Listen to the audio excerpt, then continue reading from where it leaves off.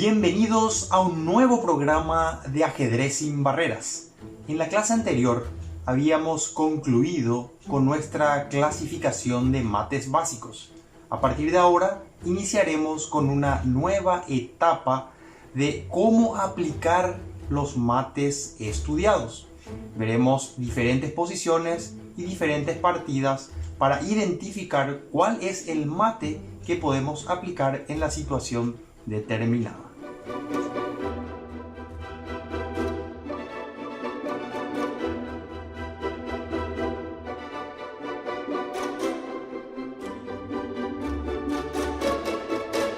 En la posición se observa como el rey negro se encuentra bastante expuesto.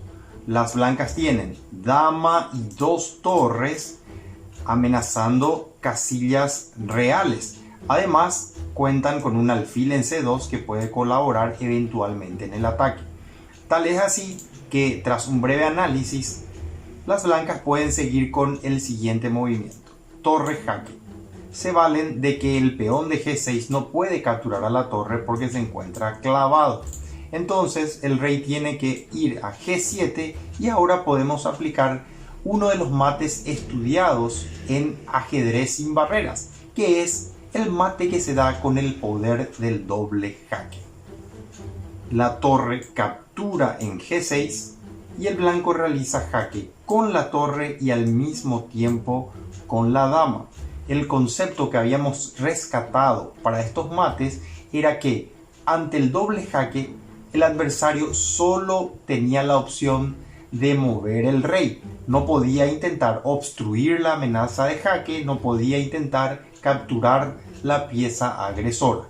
Entonces, en este caso, el rey tendría como única opción ir a H8, pero la dama de E5 también está controlando esa casilla.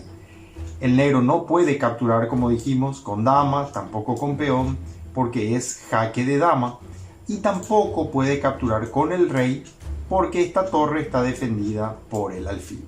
De esa manera, entonces, se configura a partir de esta posición y gracias al conocimiento del poder del doble jaque, este hermoso mate: torre jaque, rey G7 y doble jaque y mate.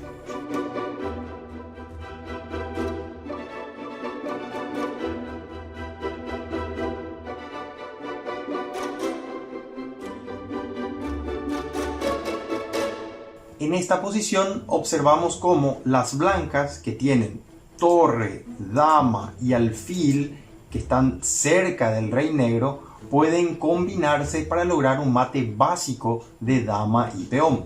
Tal es así que las blancas dan mate en dos jugadas. El sacrificio es de torre, el rey puede aceptar o no, de todas maneras vendrá el jaque con la dama defendida por el peón y concretando así un mate típico de dama y peón.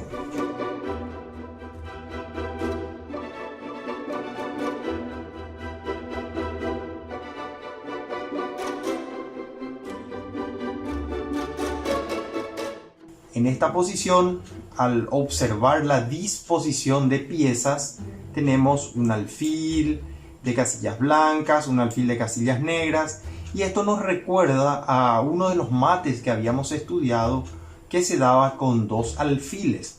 Esto lleva al blanco a un sacrificio excelente de dama en F5. Como el rey no tiene casillas disponibles, el negro solo puede capturar con el caballo. Y tras esta captura, el blanco puede avanzar el peón y colaborar con los dos alfiles para concretar una figura de mate.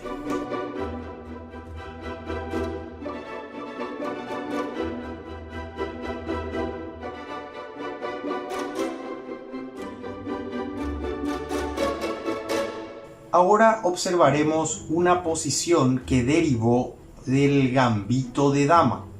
Las negras tienen todas las piezas bien desarrolladas, el rey en seguridad y las torres conectadas. Las blancas de igual manera tienen su rey en una situación bien segura, las torres están conectadas, los alfiles en buenas posiciones y los caballos en sus casillas naturales. A partir de esta posición, el blanco inicia una serie de acciones tendientes a mejorar la ubicación de sus piezas y conseguir algún tipo de ventaja posicional o material. Veamos cómo siguió la partida.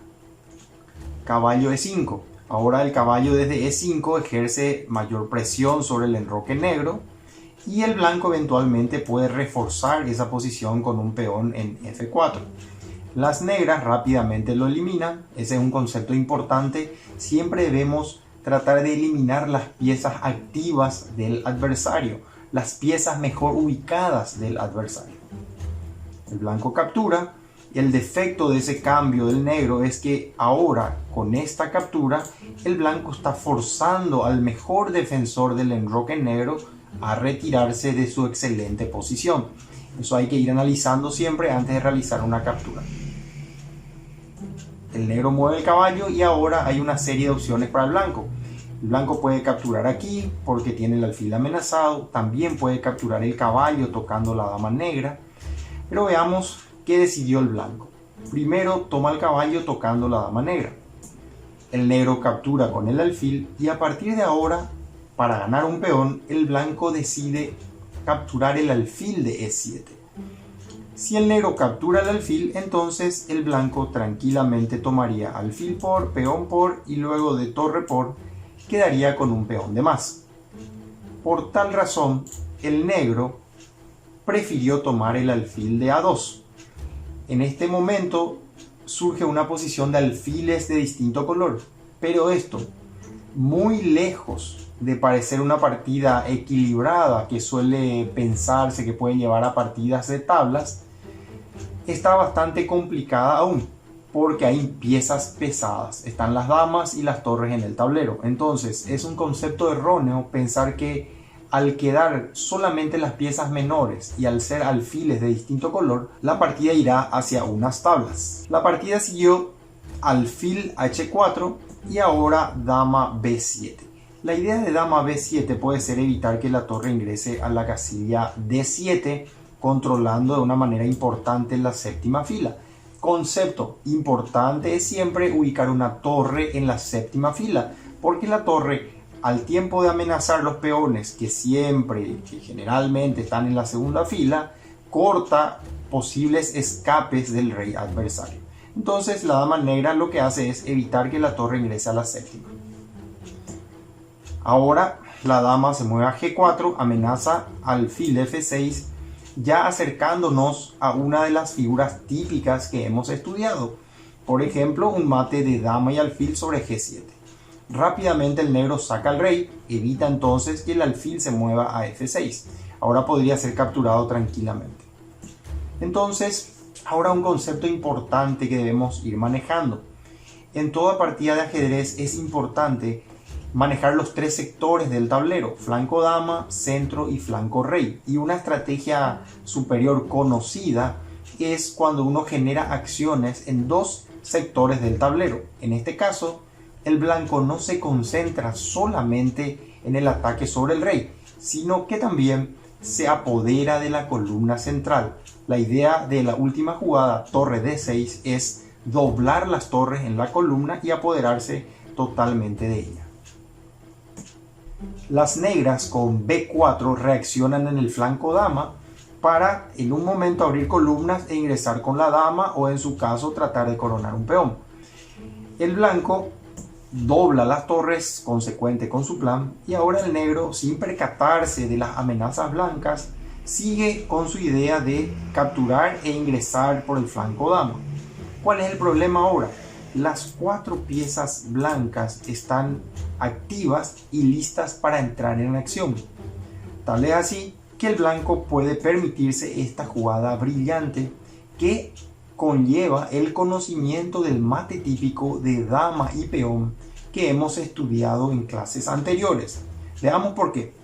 Si ahora el negro captura G por F6, debe tomar acciones el negro porque la amenaza es de mate en G7. El negro básicamente tendría dos opciones: tomar en F6 o jugar la torre a G8 defendiendo este punto.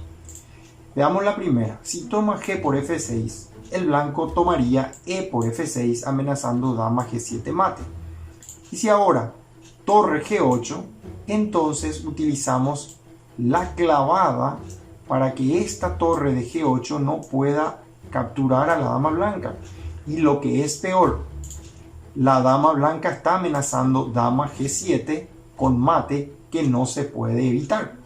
Si ahora las negras capturan torre por, las blancas capturan torre por, y el mate es inevitable en G7 o directamente capturando la torre de G8. ¿Cuál sería la otra alternativa?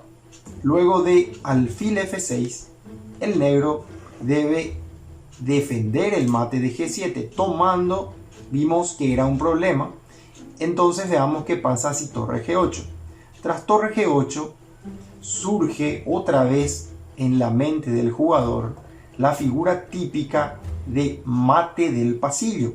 Por ello es que pueden continuar con dama por G7.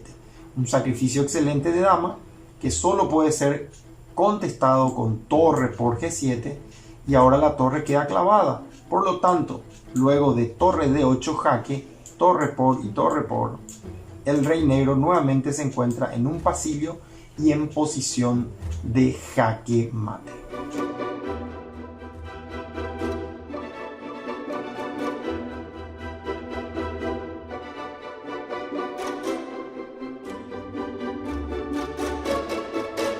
Y finalmente estudiaremos cómo se aplican los mates típicos en una famosa partida jugada en Múnich en el año 1926. En esta partida llevaba las blancas el gran Rudolf Spielmann, que era un jugador austriaco de origen judío, cuyo juego temerario se caracterizaba por una serie de sacrificios, soluciones brillantes e ideas de gran riqueza estética. Veamos cómo se desarrolló la partida. Las blancas tienen dama, 2 torres, 2 alfiles y caballo. Las negras tienen dama, 2 torres, 2 alfiles y caballo. En piezas la posición está equilibrada. En peones, las negras tienen 4, 6 y las blancas tienen 2, 4, 5. Esto porque las blancas sacrificaron un peón en la apertura. Ahora el blanco, que tiene las piezas activas, debe destinar su estrategia a recuperar el peón con posición ventajosa o de lo contrario a generar acciones sobre el rey para lograr una posición de ataque interesante o en su caso alguna figura de mate. Las blancas siguieron caballo por D6, una jugada bastante rara porque es la mejor pieza ubicada del blanco. Pero veamos cuál era la idea de Spielmann. Dama por D6 y ahora alfil A3. La dama no puede capturar al alfil de A3 porque el blanco seguiría con alfil por F7 jaque ganando la dama. Pero la idea del blanco no es precisamente ganar la torre de F8. El blanco tiene ideas más interesantes. Ahora dama C6. El blanco juega alfil D5. La idea es que la dama negra se aleje de la tercera fila. Y ahora veremos por qué. Tras dama por C2, ahora que la dama no protege al alfil de F6, entonces el blanco realiza un sacrificio típico en F6. La idea es destruir la estructura de peones del negro para así debilitar al rey y poder atacarlo fácilmente. Esto nos recuerda a un sacrificio típico que estudiamos en el curso, donde Morphy aplicaba un mate de torre y alfil. Veamos cómo siguió el blanco. Dama jaque. En el mate de Morphy normalmente se sacrificaba en la casilla 6 alfil, se daba un jaque con torre y luego un mate con el alfil. Entonces era coordinar una torre y un alfil para generar una figura de mate. Esta posición nos recuerda bastante a ese mate. Dama jaque y ahora el rey mueve a H8. ¿Cuál es la jugada excelente para continuar el ataque? Pues alfil E7. Ahora se amenaza mate con alfil por F6 y este mate no puede ser defendido fácilmente. Las negras podrían intentar torre C6 sacrificando algo aquí. El problema es que tras alfil por C6 y dama por C6 defendiendo esta casilla, el blanco sigue simplemente alfil por F8 con nuevamente un mate en G7 que solo podría ser defendido, por ejemplo, con sacrificios absurdos como alfil G4 o, por ejemplo, dama jaque. con la idea de sacrificar la dama para evitar temporalmente ese mate. Entonces, gracias al conocimiento del mate de Morphy, el blanco puede sacrificar la torre para debilitar el enroque adversario y luego coordinar con dama, que en este caso está actuando como una torre, y alfil para lograr esta posición con ventaja decisiva. Esto fue todo por hoy y nos vemos en el próximo capítulo de Ajedrez sin Barreras.